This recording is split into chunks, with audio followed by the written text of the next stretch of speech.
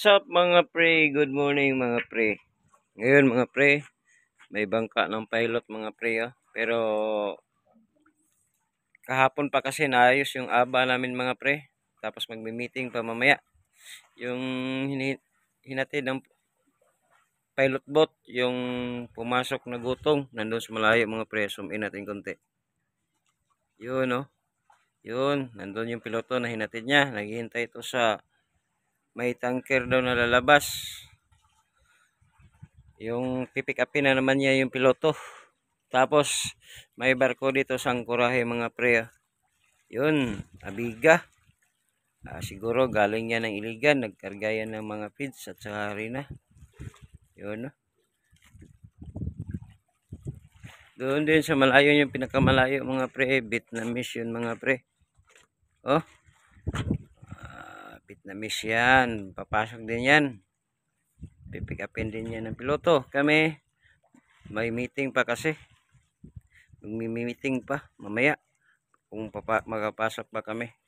Weather update natin ngayon mga pre. May low pressure sa northeast ng Davao City mga pre. Ngayon makulilim dito, paambon-ambon yung panahon mga pre. Nandun si Richard Mudy TV. Paki-visit yung YouTube channel niya mga pre. Yan mga pilan ta kadlaw dire pre? Sa taniabot? Bernis no? Bernis. Sabado, Domingo, Lunes, Martes. 5 days na kami dito sa Angkorahe mga pre. Sa Angkorahe, 5 days na kami dito sa Deo Anchorage. Pero may papasok.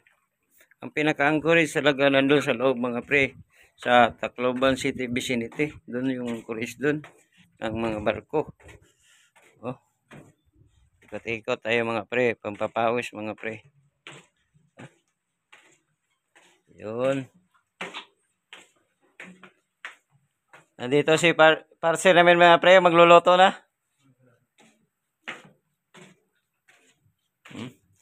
Dalawa lang nukos nakuha namin kagabi mga pre.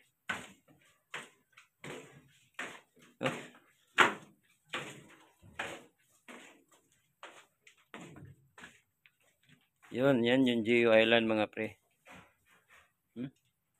Yan palang mga kawayan mga pre. Pang nukos pala yan, Yan, may yan, bubo dun sa pinakailalim. Shout out pala kay Idol Joel Laraga. Tsaka sa taga Impress Army 2. Kay Dudong, shout out. Arnold Turalba. Bibot Enriga. At sa taga Rio Tuba, Palawan, shout out. Yun. Amping mo perme. Og dihira taman ang update mga pre. Og amping mo taman tanan amping. Bye bye.